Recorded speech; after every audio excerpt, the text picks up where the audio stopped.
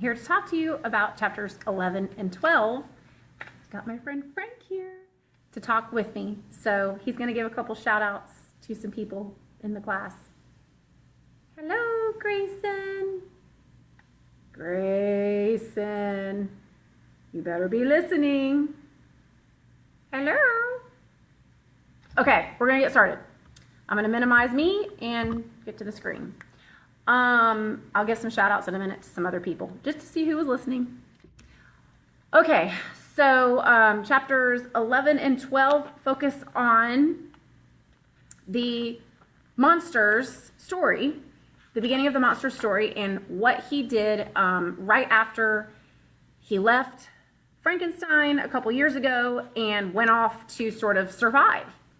So the main focus of chapter 11 is literally where he talks about what he did in those hours, days, and early weeks when he first was abandoned by Victor. And it's what you have to kind of think of it as is like, when a baby is born, they literally don't know anything about the world. They even have to, their eyes even have to adjust to being able to see. And their senses, they have to learn to be in tune to their senses, taste, touch, smell, hearing, all of that. And the monster is having to do the exact same thing. He is literally having to teach himself about his own sensory experiences and the world around him. Like literally, if I feel this thirst in my tongue, I have to go find something to satiate it. If I feel this pang of hunger in my stomach, something has to go in my mouth. If I feel cold, I need to put something over my body to keep warm. Those are the things that he describes to Victor that he went through trying to acclimate himself to the world. So it's like he was an infant having to learn basic survival instinct type stuff, right? So, he spends a lot of time in chapter 11 going over those types of things with Victor. And if you have read the chapter like you're supposed to, you know that he spends a lot of time talking about, again, like Victor does, the weather and the seasonal things going on around him. And how the emotions he's feeling kind of mirror the climate or atmosphere around him. So that's very similar to kind of what Victor has been doing, obviously. And in chapter 11, he also he meets this cottage family, and you should know who I'm talking about. And it's the first notion of the fact that humans need companionship. So he is discovering this. And he describes the cottagers and their interaction with each other.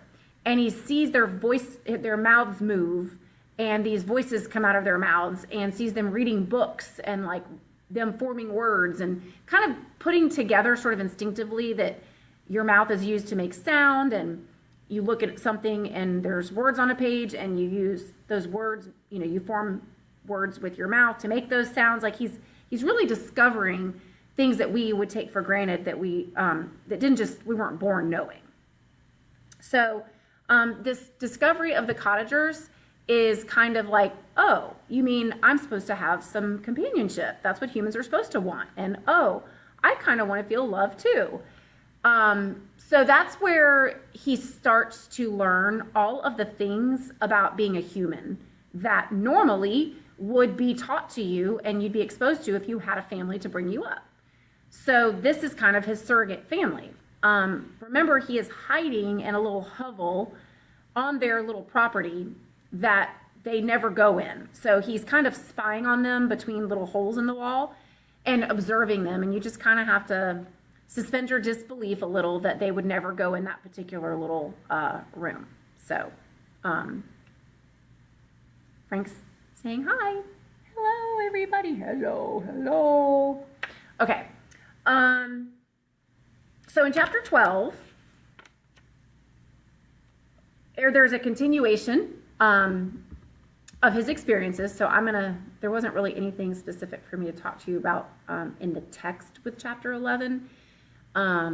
Let let me move on to chapter 12 real quick. This will be quick, my discussion. And I know you're glad about that. So this is where he really gets into some detail about his interaction with the cottagers. And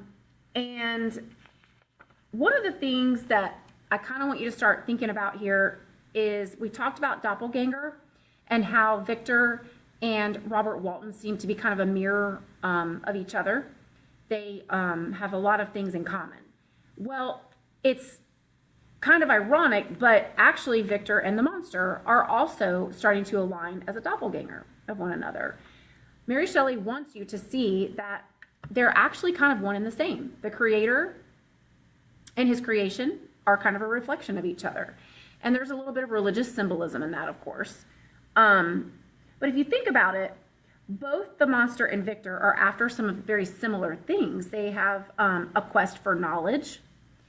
The monster seeks knowledge, like instinctively all of us do. They're both extremely very sensitive and emotionally aware of their surroundings and connected to how they feel when they're amongst nature. They are both ambitious. They're both after something. The monster is after companionship and after finding someone to love him and, the knowledge of what the world means. And Victor obviously has been obsessive and ambitious about finding out what the secrets to life are. They both, let me get to my notes here, are very curious. Their curiosity about subject matters, very different, yes, but their curiosity is going to lead to them getting into some troubles in the world. So they both have a lot of things that are starting to become similar, and you'll get more and more of that as we go along. So just kind of think about that a little bit. It's interesting in this particular chapter because the monster sees himself for the first time in a pool of water.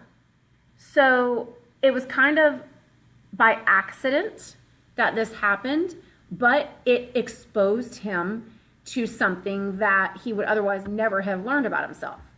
So it says right here, I'd admired the perfect forms of my cottagers, their grace, beauty, and delicate complexions.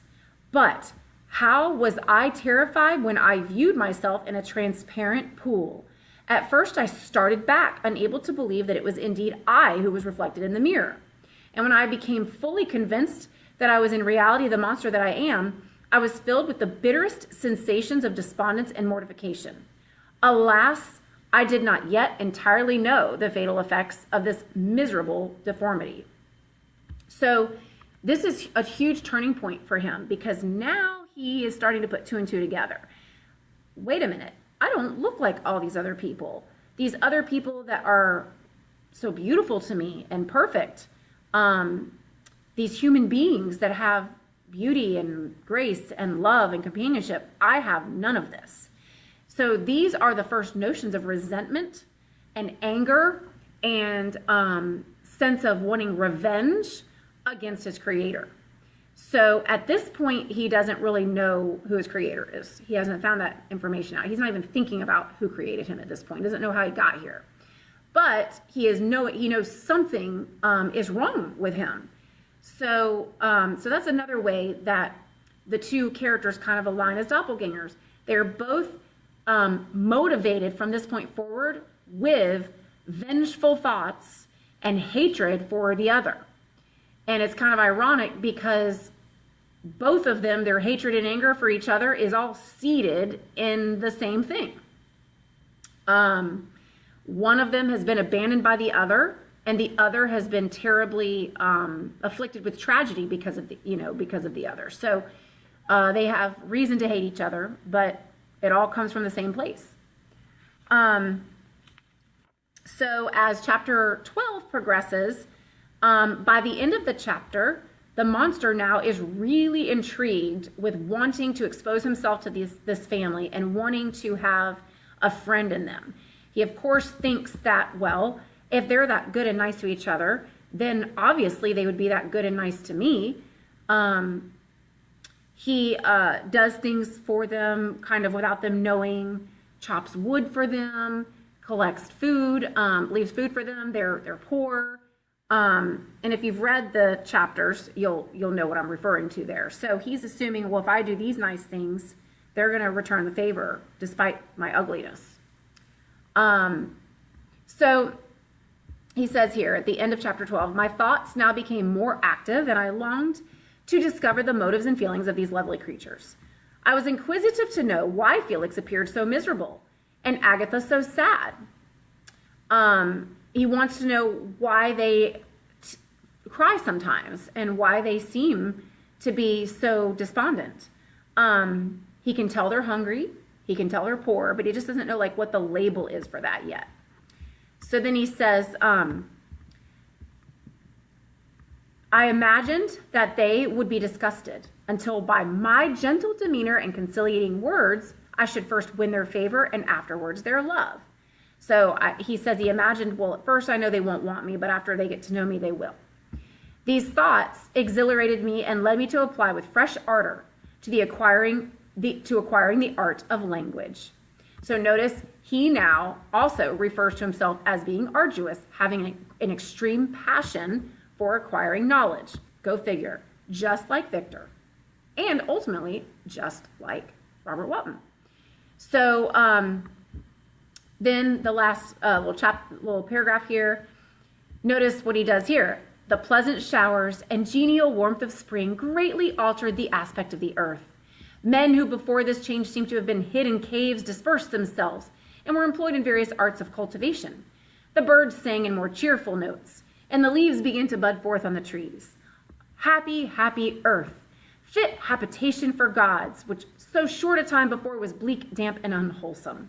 And what he's referring to is that the winter has now passed, that he has spent hiding in this hovel, and now he's experiencing spring for the first time. My spirits were elevated by the enchanting appearance of nature. The past was blotted from my memory. The present was tranquil, and the future gilded by bright rays of hope and anticipations of joy. So just like Victor, he associates his emotions with the seasons and finds great healing and warmth in nature. So as the chapters progress about the monster, you're going to find out more and more about him, and some things are going to happen that will lead you to understand what drove him to become evil. And so that's what we're going to be reading about in probably the next 3 chapters or so, really honing in on what brought him to this place with Victor. So that is it. Let's see, I promised you shout outs. Let's see who I can talk to that might listen or might not listen and come in and say they heard their names. Let's see. Shout outs to, how about Justin Gilbert? How about Faith? How about Maya and Jack Whopper? Jack, are you awake? Or are you at home sleeping like you always try to do in my class? Who else can we shout out to in my 4th period class? How about Miss Samantha and Grace? Hi, Grace. Hello, Grace. And Caden. Caden, what you doing, Caden? You at home? Ready for HQ? 9 o'clock? Let's see, who else? Lauren Boykins. Hi, Lauren. Okay, y'all read if you haven't already. Bye.